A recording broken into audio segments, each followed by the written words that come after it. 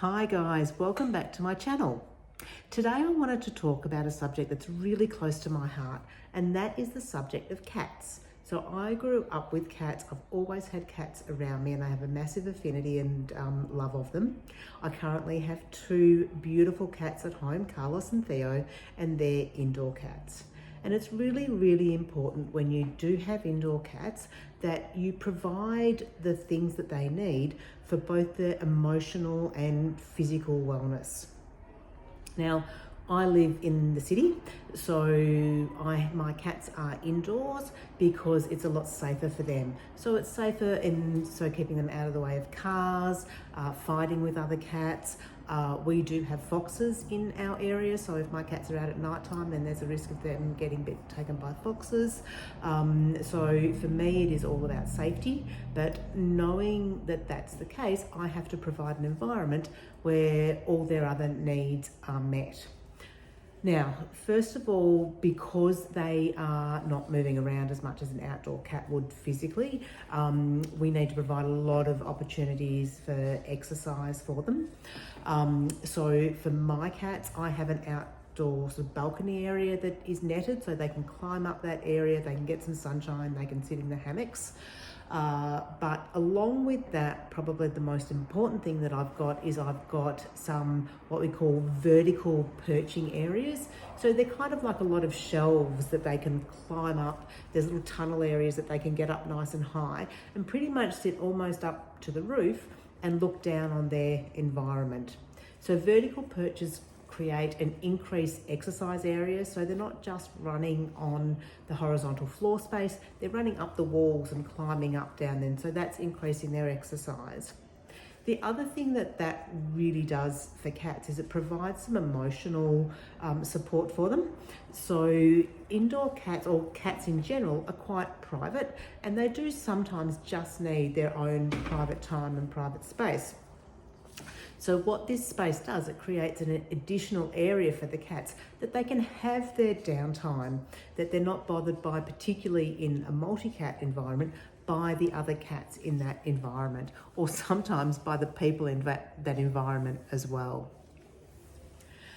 The next thing that is really important for indoor cats is to provide some way of nurturing their hunting desires. So cats are hunters, they're natural hunters, and if you bring them indoors and stop their hunting, their opportunities to hunt, it can have a real emotional impact on them. So rather than feeding a cat all its food in a bowl, a couple of things that you can do is you can give them food in puzzle feeders. So you can Google puzzle feeders, there's all sorts of fancy ones, or you can make your own. I will often make some out of toilet roll holders, Tupperware containers, just a really handy thing. You can buy the fancy expensive ones that look pretty, or you can make up some, really quite cheap and economic ones that really do a good job of nurturing those hunting desires in a cat. Interactive toys are really good for those hunting desires. So you can get a lot of Bluetooth toys now. So Bluetooth mice that you can, so you can direct the mice with your phone, and the cats will have to turn around and scratch them. There are also, just your normal danglers. So if you're on the other end of them, then the cat's playing with you.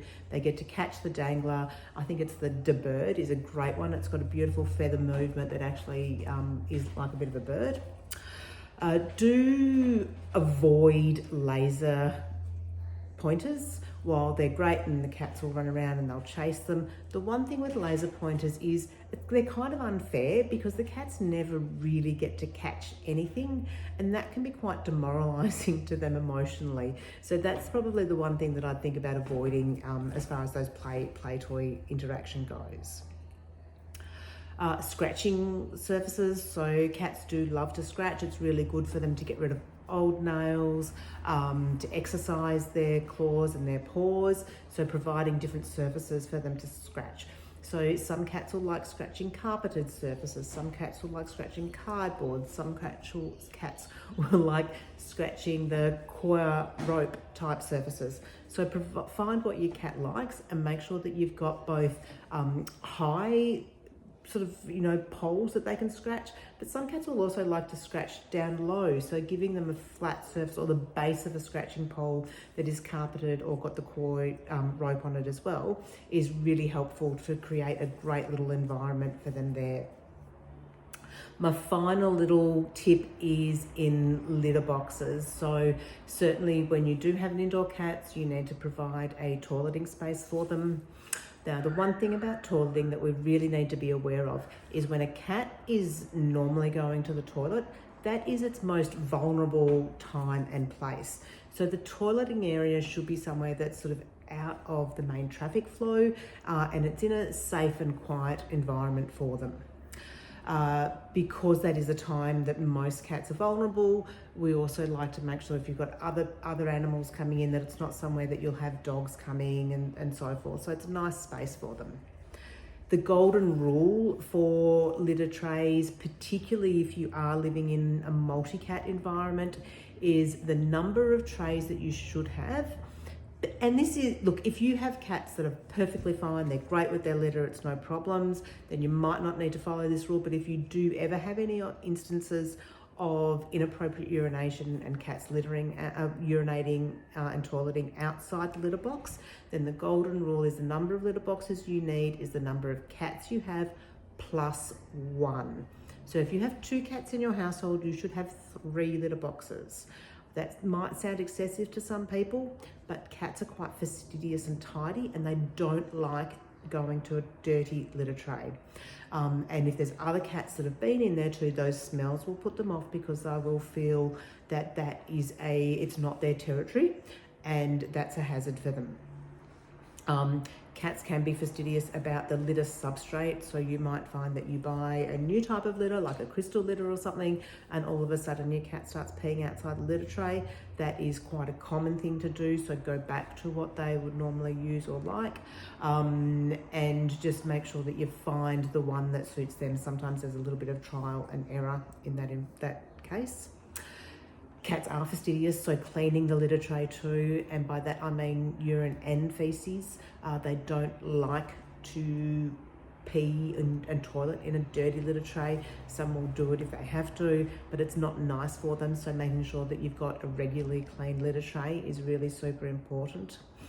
The other thing is those scented litters. While they might be nice in the house, a lot of cats will be put off by those scents and they can trigger some asthma and other respiratory things as well. Watch the dust levels in litter tray, particularly if it's in a confined space too. So they're my main points with indoor cats. And I think if you do have an indoor cat, that covering off on all of those things will keep your cats really happy and healthy.